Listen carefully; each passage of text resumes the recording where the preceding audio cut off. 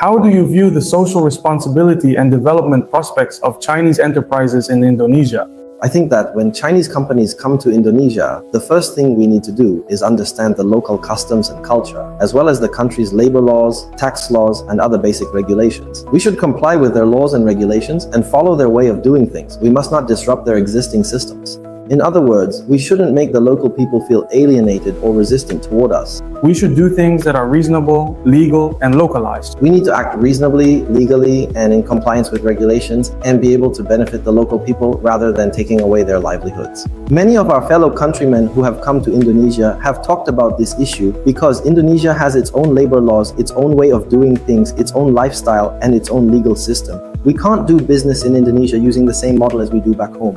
One thing that's different from back home is that here, demonstrations are allowed. In other words, their protests and demonstrations can actually speed up the legislative process. I remember a well-known Indonesian lawyer once said, if you want to do well and last long in Indonesia, you first have to fall in love with it. What does it mean to fall in love with Indonesia? You need to understand it deeply before you can truly love it. Understand its local customs, the daily habits of its people, some basic knowledge about religion, and respect certain religious practices and customs, including those of your employees. For example, their prayers during work hours. This is something you cannot interfere with. You shouldn't think that this will affect your company's work efficiency, because this is something we have no right to interfere with. They have to pray it several times throughout the day, and both the law and religion protect this right for them. So the time during which they are not creating value is justified. And this is an issue that every company faces. Speaking of employees, Indonesian local staff have different cultures, religions, and customs compared to China. Your company has more than 100 local Indonesian employees. How do you manage and motivate your employees? Because among Indonesian local employees, their religious beliefs are mainly divided into three religions. The majority are Muslim, followed by Christianity, and then Buddhism. Buddhism is basically among the Chinese community. My current management approach as an overseas Chinese is that when we manage normally, we do not categorize employees by religion. We respect every employee's religion and beliefs.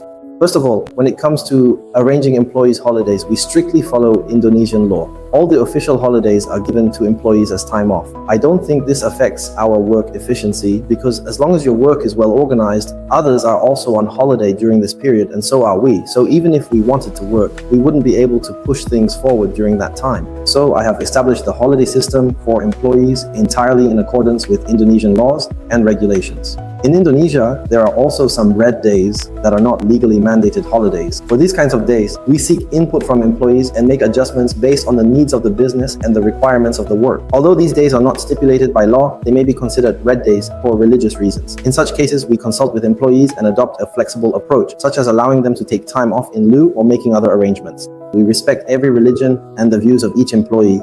Currently, I use a model where Chinese managers oversee Indonesians, and among the Indonesians, the more outstanding ones are promoted to manage the grassroots staff. In fact, I don't directly manage them myself, so there is no conflict between us. That means your management system is already on track, so whether you're present or not, things run the same. Yes, it makes no difference whether I'm there or not, and besides, I don't speak Indonesian, right? Most of my employees are Indonesian, so I can't communicate with them directly. Our ways of communicating and our ways of thinking are also not exactly the same as theirs. We have a buffer in between. If there are things we don't understand, we resolve them through communication with our intermediaries. I also don't fully understand their customs.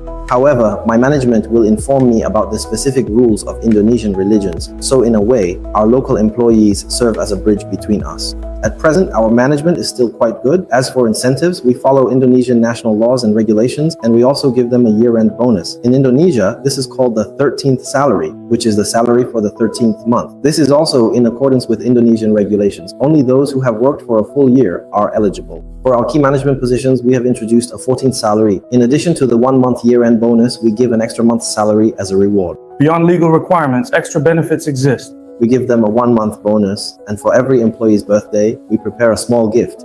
Also, every year, there are 2 or 3 major statutory holidays, during which we give them gifts or other forms of incentives. It's welfare benefits in China. Yes, exactly, welfare benefits.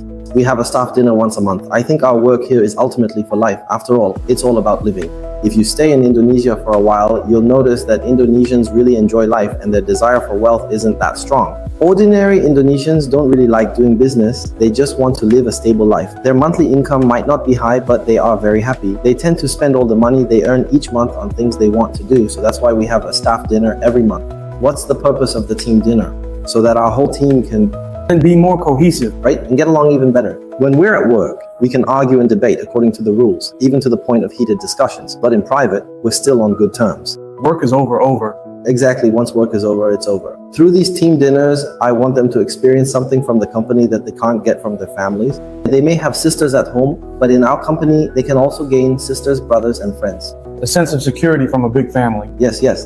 Before we came here, I heard back in China that the Shandong Chamber of Commerce had just been established. As the Secretary General, you must have planned a lot of projects and activities around the time of its founding. Could you tell us about some of them? First, let me introduce the establishment of our Shandong Chamber of Commerce. Our Shandong Chamber of Commerce was officially established on June 2nd. At present, we have attracted more than 80 member enterprises from Shandong. Among them are leading companies from Shandong such as Weiqiao and Nanshan, as well as many state-owned enterprises like Tianjin No. 1 and No. 2, Shandong Heavy Industry, and also some outstanding entrepreneurs. Actually, the preparation for our Shandong Chamber of Commerce took a long time. In the early stages, I personally didn't make that much of a contribution to the chamber because during the initial preparations, I was mostly just running errands and handling miscellaneous tasks, just thinking about how to get our chamber established and how to bring together these enterprises from Shandong. That's basically how it was.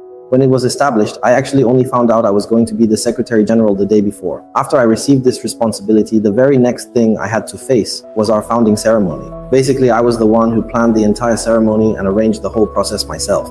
Before the establishment, I really didn't make any significant contributions, because I honestly didn't know much about this, and I didn't know I would become the Secretary General either.